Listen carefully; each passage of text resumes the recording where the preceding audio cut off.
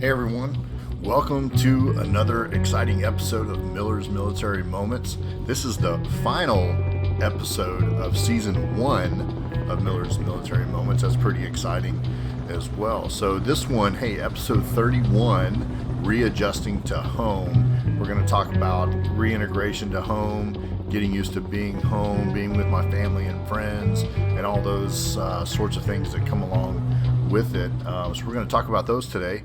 But first, before we get into that, I want to let you all know about my new Patreon page. I discontinued the Buy Me a Coffee, so I appreciate the people that supported me on there. But the website just didn't do what I needed it to do, and it wasn't friendly for my listeners and my fans. So I switched over to Patreon. Patreon gives you an opportunity to really be a part of Miller's family and friends. And you can basically pledge financial support for sure and earn certain rewards with different levels. And we have 4 different levels: sergeant, staff sergeant, first sergeant, and general. And the general's limited to only 5 of them because there's some pretty big rewards, but it comes with a pretty big cost. So I don't anticipate too many people choosing that one, but it's there. So we have 2 people that I want to give a shout out to already. So JJ Schott, he is one of our newest staff sergeants on Patreon, and he has given us quite a bit of support, and I appreciate him for sure. And then also we have a first sergeant supporter, Bobby Tebow, who interestingly enough is actually a first sergeant in real life in the United States Army, and he's going to be on the show next month during season 2, so that's going to be exciting for sure. So thank you both for your support. Definitely appreciate that. And for the rest of you that want to find my Patreon and check it out, the best place really is to go to my website, millersmilitarymoments.com, and you'll see the red link. Even if you're on mobile, as soon as you scroll down a little bit, you'll see the red link for Patreon, and it'll take you to my page, and you can decide if you want to be part of our family or not. Or you can go to www.patreon.com/Miller's Military Moments, and that'll take you to my page as well. So just wanted to let you know about that.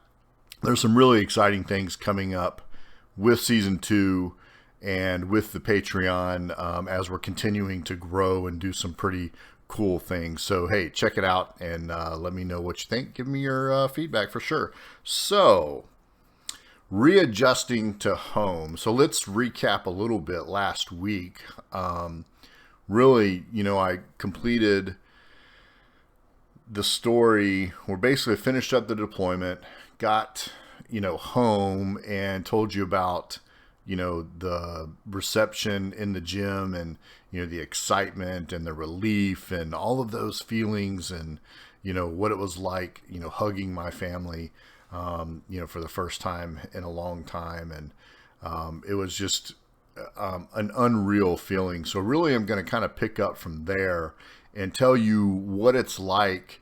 What do we do after that? A lot of people don't know what we do. I mean, do we just go back to work the next day? Is everything fine? How do we, what challenges do we face? And how do we work through those challenges? So I'm going to share some of those things with you all today. So initially, when we first get home, we will get a 4-day pass. So, so for 4 straight days, whether it falls on a weekend or not, they'll figure it out. You may get 5 days off in a row. It just depends. But initially, you're going to get this 4-day pass. And whenever you leave that gym with your family, which means wherever you're going, whether it's, home or, for the single soldiers, though, they're going to their barracks room, which is, kind of an interesting dynamic. And I'll talk about that in a minute. But so, yeah, you'll go to wherever it is your home is. So for me, with my family, we still had our apartment, and so we were heading over there. And so you get 4 days to hang out with your family and, do whatever it is you want to do. Now, all the leadership definitely tells you, hey, watch what you're eating, watch what you're drinking for sure, and how much you're going to drink, because you haven't drank alcohol in a year. Your body is not used to it. And, the food thing is really about, it's not so much eating too much, but it's when you start, if you go to like, McDonald's and Taco Bell and all those fast food places that you have a lot of grease and stuff, it can tear your system up quite, really bad. So you just got to be careful with that. But I'll tell you, we don't really care what they say, right? We're going to go and enjoy those things anyway, because we haven't had them in so long, and we just, we want to taste them or whatever. But some people are a little bit more responsible than others. The food thing, well, you live and learn, and you figure out what works for you and what doesn't. But, the alcohol, definitely some people handle it better than others. And, it's just, you do what's best for you. But, they tell you not to drink too much, and it's good. It's a good thing to kind of bring it in slowly, introduce alcohol slowly to you, because you've been without it for so long. So 4 days, we get to do nothing but hang out, and which is great. I mean, it is a big change for everybody. And when you are, in a situation where you're downrange for 12 months, and, whether you're used to living, for us, we lived in a tent with 10 other people for that year, and, different things, were to, make you anxious or, scared, whether it be rockets coming in or on certain missions or just being away from home. So now you're, in an apartment or in your house, and your family's there, and you're safe, you're comfortable, but you can't just turn your mind off. And that's one of the challenges we face. Like, you don't just flip that switch and you're like, boom, okay, I'm home. Everything's good. And I can just go back to normal. And I'm here to tell you, you can't just go back to normal. Now, did I think I could? Absolutely, I did. I was young, late 20s, and just thought, sure, no big deal. And I can just reintegrate back home and jump back in with my family, and everything's going to be great. Well, first of all, you can't. And the second part of that really is that you don't know that you can't. So that's the hard part, is you don't know that you can't just assimilate back with your family. You think that you're feeling a certain way, or you're projecting, or you're communicating a certain way, but I'm here to tell you, you are not. And it's not your fault. It's okay. And this is something that we learned early on, and it was tough. Things that we kind of had to go through to learn how to be with each other again. And some people, do well with it, and some others don't. But those first 4 days, and also, my son, 18 years old, so he didn't really know who I was. I had come home for a couple weeks for R&R, but that wasn't really long enough to really make that connection. So that was also challenging, when I came home. And, as far as like, if I want to start to try to take care of some of those parental duties, it wasn't so easy. He wasn't as accepting to me, which is also hard to deal with.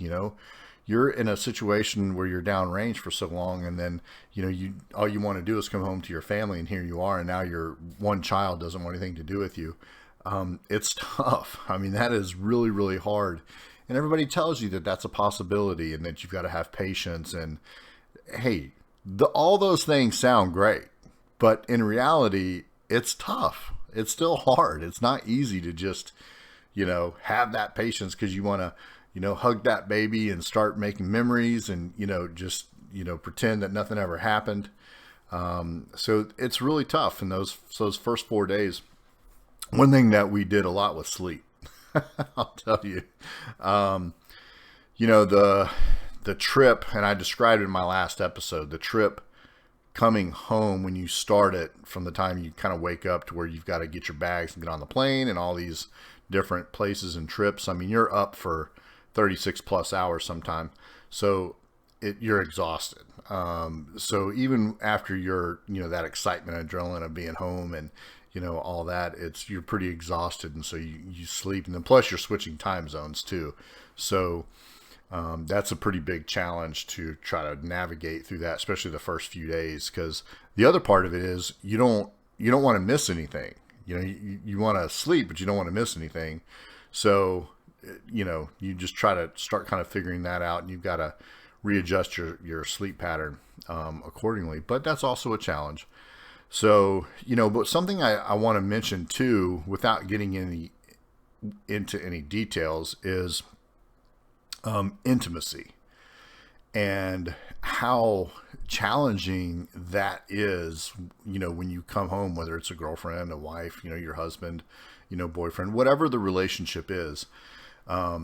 Here, look, the bottom line is you're two different people from when you left each other a year ago. And doesn't mean that you're not compatible. Doesn't mean that you can't be together. Doesn't mean that you won't, be happy together, but you're two different people. And trying to, again, people would tell you that, but you don't really believe that because you don't see that. And understanding all of that is hard. And you want to just dive right into everything that you left. And of course, intimacy is one of those things. Didn't have any physical intimacy, for that year, except for the 2 weeks I came home. And it was similar then. So the physical aspect of it, of course you dive in and you do it, and, and it feels like it's the most amazing thing ever. But that's just physically. So emotionally, it takes a while, and there definitely needs to be patience on both sides. And listen, I didn't know that then. I'm telling you, from experience, from doing this several times, that look, I didn't know that then. So if you went through this, or you're going to go through this, and try to work through that and understand that it's going to be a little bit difficult. I didn't know that either. And I, thought something was wrong with me, something's wrong with her, something's wrong with us. So if, that the old adage, communication is key, again, is even more key, maybe in this point, and being able to tell each other what you're feeling and thinking without the other one judging, being upset, getting angry. And now, in normal circumstances, this is hard. Okay. So take our situation, which is the difficulty of hard times 10, because I'm irritable. I'm, definitely a lot of anger comes out of me, during this time. So what happens is there's reluctance on her part to tell me how she's feeling, because she's afraid of how I'm going to react. And which is totally fair, because I reacted, terribly a few times. So now there's not that communication and from her. And then also I'm not communicating with her at all. Not intentionally. I'm just not doing it. I think I am, but I'm really not. Now, again, look, men, we typically have a hard time doing that anyway. So this is that times 10 again. It is so much more difficult to get us to communicate and talk and figure out, what we're feeling, who we are, what's going on. So you'll kind of, those first 4 days, you'll definitely, and maybe even a little bit longer, a week or two, you'll go through what we all call the honeymoon period, the honeymoon phase, where everything is perfect and the intimacy is great physically. There's definitely that release and that relief, but the emotional part of it is still to come. And, there's a lot of things that you both have got to work through and have got to be patient as you work through this. And some people make it and some people don't. Another challenge is some of the people that came home, their spouses left them during the deployment. So where do they even go when they, got out of that gym? Did they go crash on a buddy's couch? Was there a barracks room for them?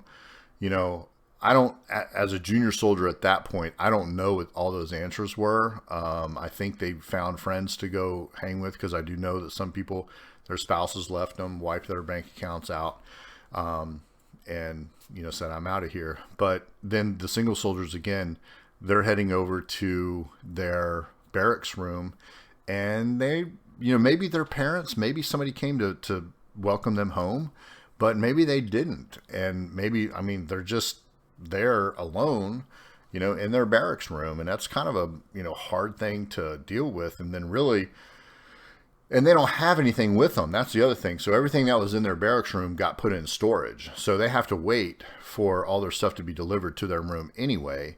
So they're literally just sitting in their room. And, I believe that some of them, went and either stayed in hotels or, crashed at other friends' houses and stuff like that. But it's definitely something that people don't think about when we come home, that it's all, pomp and circumstance, parades and cheering and all kinds of stuff going on. But there's definitely, after all that's done in that welcome home gym, some difficult things to get through. So once that initial 4-day pass is over, we come back to work, and we come back on a very limited basis, and it definitely changes in the future for future deployments. So this one, we come back, we have no equipment. Okay, so no helicopters, no trucks, no nothing. So we don't have anything to kind of, quote, do our job, right? Which is good, because none of us are ready to do our job. We don't want to do our job.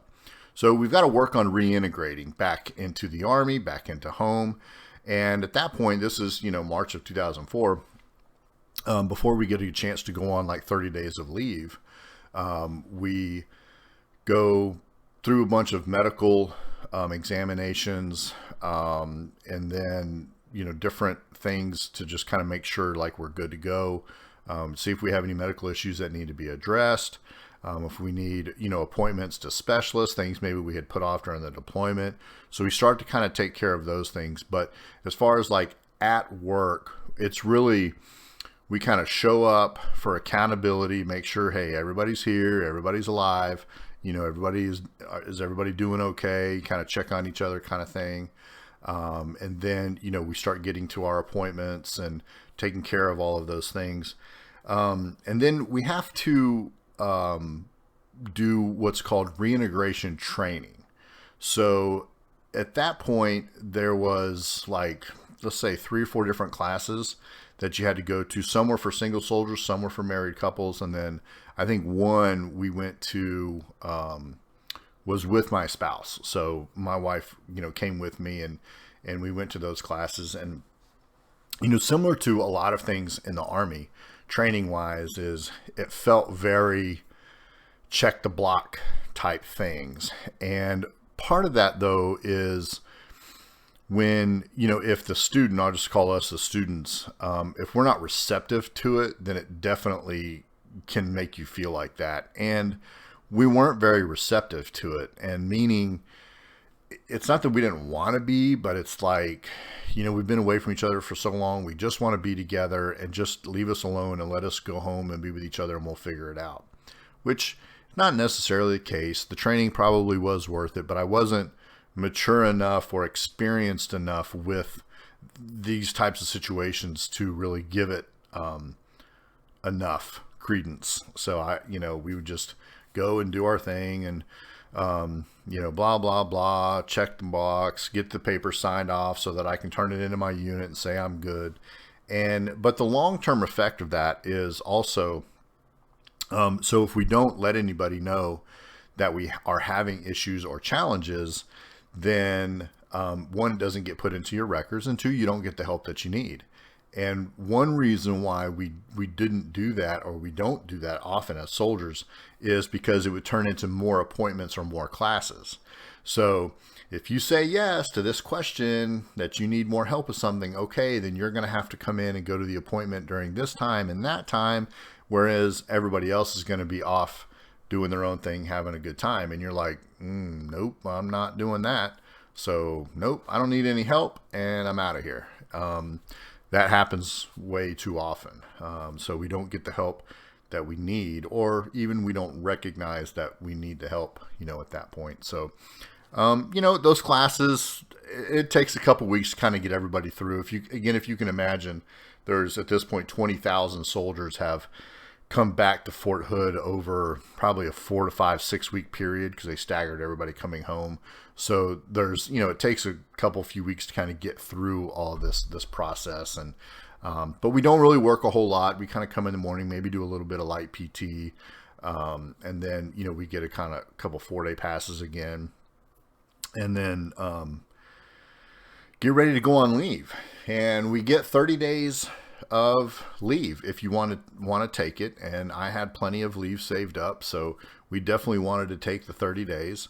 And, so for us, it was all about doing whatever we had to do to appease the Army, to get us to that leave point so that we could just get out of there and go on leave. And we had plans. We were in Texas, Fort Hood. And so we went down to one of our favorite places in St. George Island, I think for a week. And then we went over to Cocoa Beach, where I'm originally from, and we had lived before coming in the Army. So we had friends and family there, and we went and visited there a little bit, and then went to Atlanta, and then came home. So did a whole lot of traveling in those 30 days, but saw, a lot of people, a lot of family and friends, which was really good. Now, this was one of my first times going home and kind of dealing with, we did go home when JJ was really young, I think before that deployment in 2003, but this was one of the times when I was there a little bit longer. And this was one of the first times that I experienced the, hey, I'm home, kind of pushing out information to friends and family. If y'all want to see me, let me know, come by, this is where I'm at, whatever. And you come to find out that everybody wants you to come to their place, to come to their thing or whatever, right? So it sounds cool, but if there's 10 of those people asking you to come to theirs instead of them coming to you, to your house to see you, it creates almost an extremely busy vacation or time on leave. And of course, I didn't really see all this till later in my career, the experience. And I remember, several of us talking about it, like, man, going home on leave is exhausting.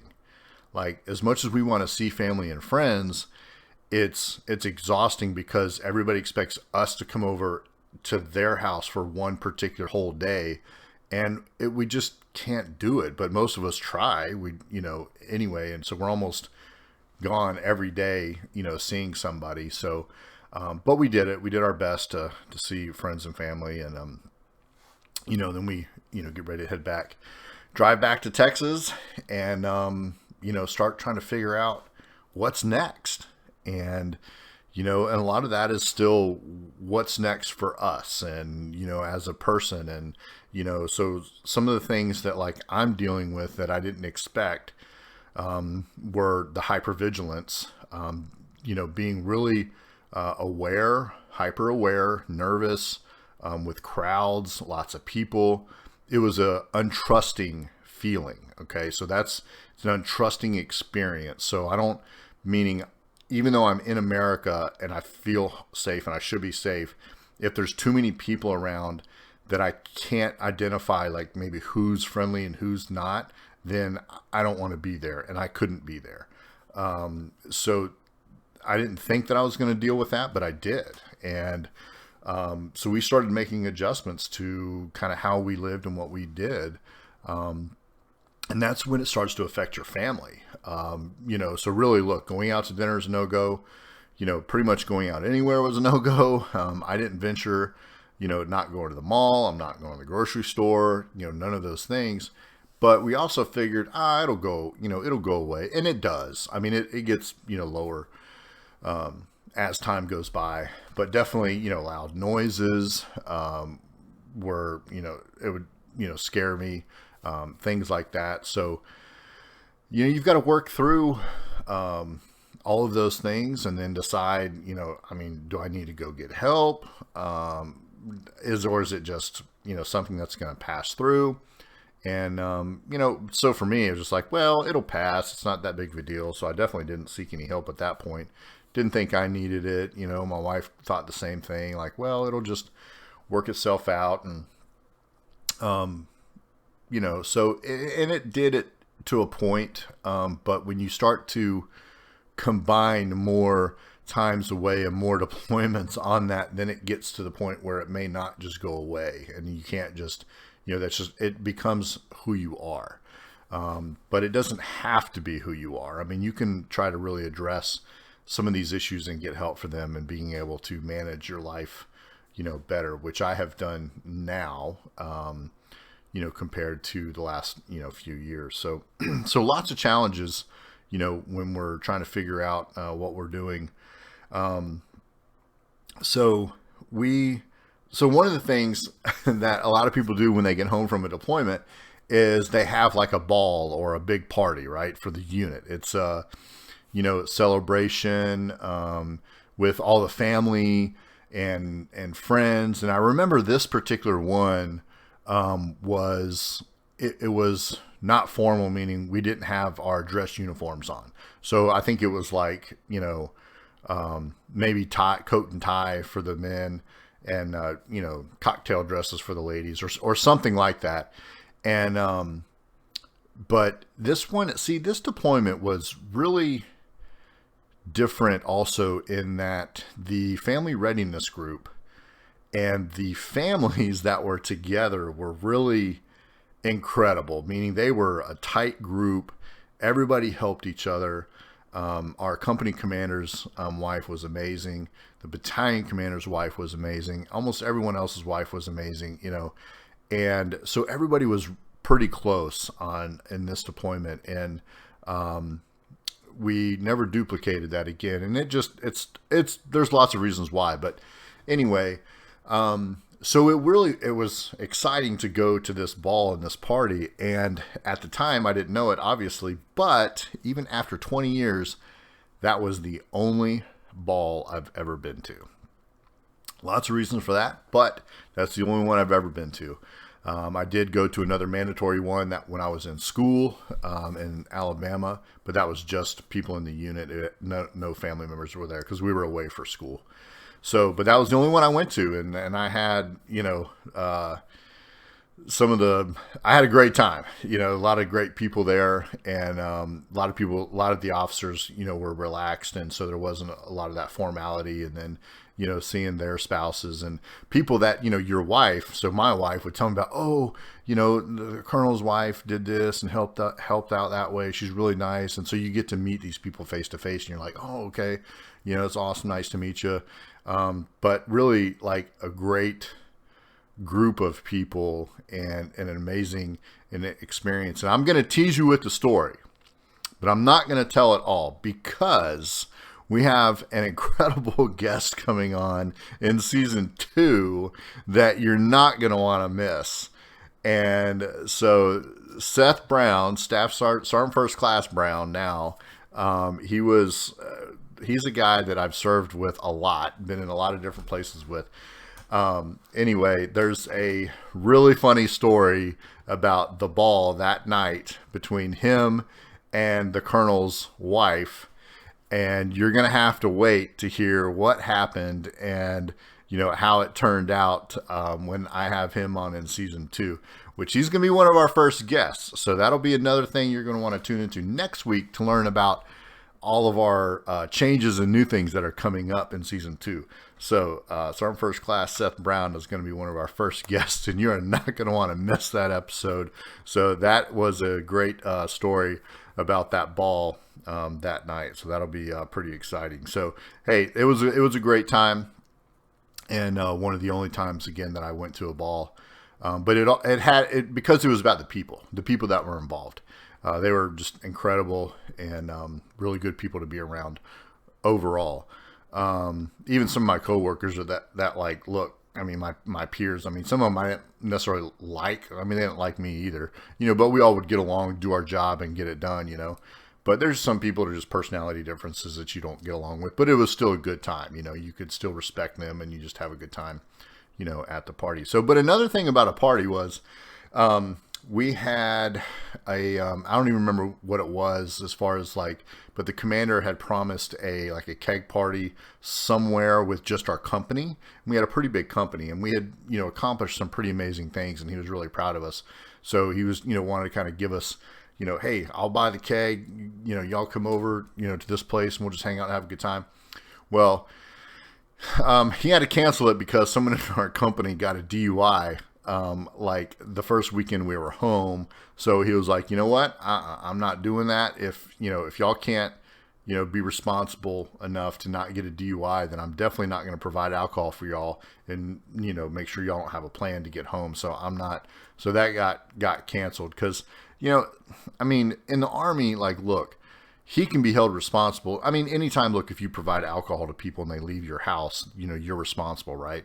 One difference in the Army, though, is even outside of that situation, just the regular DUI could cost a commander their career, even though it wasn't them that got the DUI. I mean, it's the Army says, well, you didn't have a culture of discipline, so we're going to relieve you and you're done. So it's a lot. It's a pretty big deal when people get a DUI. I mean, thankfully they don't do that immediately or a lot. I mean, because this commander was pretty incredible and went on to do some pretty amazing things that positively impacted a lot of soldiers and their families. So, but yeah, so that was kind of interesting. We didn't get to have that party, but yeah, it's okay.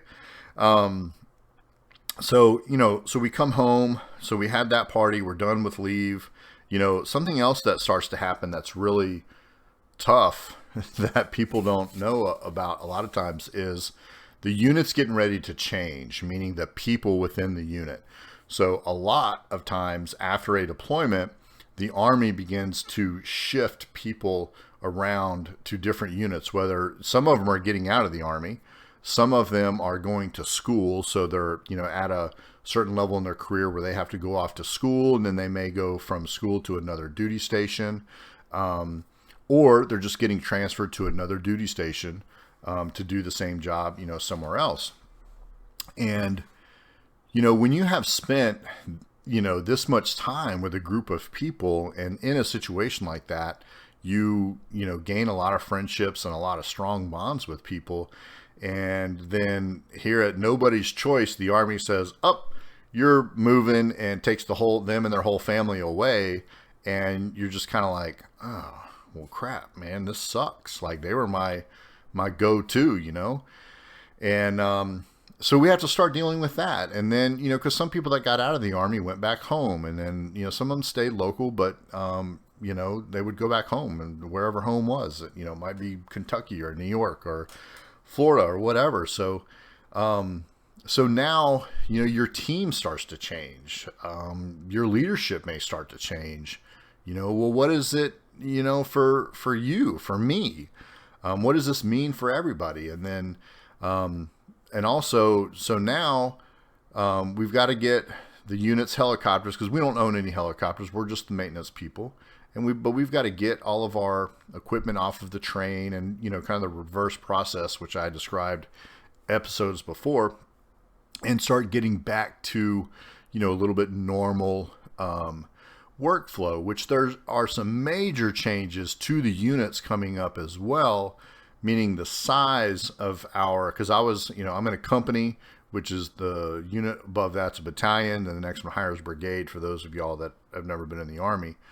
So we're getting ready to change into a combat aviation brigade, which, let's just say the amount of aircraft goes from 48 to 110. Okay, I mean, huge difference. We're about to get Chinooks, which we didn't have before, more medevac, and actually medevac attached to the brigade, which before they weren't. More Apaches. The 58s are getting ready to be gone. We're going to have 2 battalions of Apaches at this point. And so a lot of moving parts and pieces. And so the unit starts to change. And it's, it may not be the place you want to be anymore. It may not be doing what you want to do anymore. And if you remember, I chose this job because I wanted to be a crew chief. I wanted to fly. I wanted to go do that. And I've spent my first 3 years in the support battalion, being a maintenance guy, which really, look, I learned a ton. And, I have no regrets. It was whatever I had to do. But I'm starting to itch for, hey, let me go over that other unit and fly. And, so, but, at this point, I'm still a junior soldier, and I get promoted in September of '04, which, we'll kind of hit next season, but, and how that kind of plays out. But, so yeah, and when you are a good worker, though, people don't want to let you go. And I'm not saying I was the best by any means, but I was competent on the aircraft. And, I had a driver's license, which we all know, and I could go drive the vehicles and do whatever, taskings they needed me to do. So, yeah, when you have, a good, strong worker, you don't, someone that's not late and, isn't a discipline problem, you don't want to let them go, So it was tough to kind of start working through that and be like, man, I really want to go fly. And, so we'll talk about that more in the next season, but, because I eventually do get a chance to get over there and fly. So, the unit's changing, I'm changed, figuring out my workflow, getting to work, is my wife going to go to work? Which, we decided for the time being, no, it was better for her to stay home. We could afford it. With one car, we were still doing okay. We had thoughts of getting, a second car, which we ended up, getting that summer of '04. But, so we're starting to kind of get back into the swing of, day-to-day operations. And things feel like they're kind of getting back to normal, even at home, with, just mine and her interaction, my interaction with my son, that, took a little bit of time, but coming along really well. We're starting to, bond as much as, a baby and their dad can. And so that's, a great time as well. And so it's all kind of coming along, and a little bit of peace in our life. And, so I know that I'm going to be at Fort Hood for a little while. I'm not on assignment to move, so we're there. But what is on the horizon is another deployment already. So it's already kind of in our minds that once we transition to this combat aviation brigade, this new big brigade, that we're going to deploy again in '05. So we're talking, I may be home for 12, 15 months or so, and we're going to deploy again. And just to, remind everybody, we're fighting two ground wars right now at the same time, Afghanistan and Iraq. So there's only so many forces in the military to go around, and you can only stay at home for so long. So, one of the things that we're working through in 2004 is really resetting all of our equipment. So a lot of the maintenance on the aircraft, the trucks, and get everything ready to deploy again. And so that's kind of what we're faced with. And then, working through all of our individual, challenges and then issues at home and relationships and stuff like that. So I think, at this point, I feel pretty good. I think my wife feels pretty good at this point. Kind of started overcoming some of those communication challenges as much as a man can. And I'll admit it, I'm not the best communicator. I think I'm better now than I was then, but it is still taking a long time to get better at it. And, so at this point, yeah, we're on a good path for our family. We're on a good path for our unit. We feel good about where we are. Some of my good friends have stayed, and, feel confident about where we're going and, our future. Now, we're a little bit concerned about that deployment way over the horizon, but, for right now we feel okay. And we made it through one, right? We made it through one, and with that experience, I can make it through another. I mean, it's not always that easy, and every one of them is different. So, yeah, I mean, that's it in a nutshell. I mean, that is what it's like to come home. Some of the things that we deal with, it's different for the married, the single soldiers, and a lot of different things to deal with. And, some people do better than others. And, I think coming home is a lot different now than it was, 18 years ago when I came home the first time, or 17 years ago.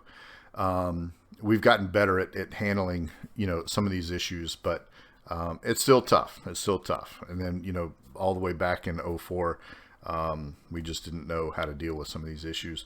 Heck, I didn't know I had some of these issues that we needed to deal with. So, but there you go. Hey, this is the last full episode of season 1, folks. I mean, episode 31. I can't thank y'all enough for all the support, hanging out with me, listening, all the comments and the feedback I've been getting. It's really a great time. I had no idea where this was going to go when I started in late December. But I'm really excited about where we're at. I'm excited about where we're going, and I have, 16 more years of stories to tell you. So, I'm excited about that. I'm excited to bring other veterans that I've served with on this show to tell their stories, and then some other interesting things too. Other people I'm going to bring on as well. I'm going to talk about that in next week's episode. But man, I'm so excited about this. Season 2 is going to be a little bit more defined. Some of the stories, I'm going to create a little bit better timeline for it, and to kind of help us stay in line with everything. But either way, I'm excited. Thank you all so much for hanging out, and all the support and stuff. So don't forget to visit millersmilitarymoments.com, the website, and there you can get the link to my Twitter, link to Patreon, and you can also listen to the shows from there, the YouTube channel from there.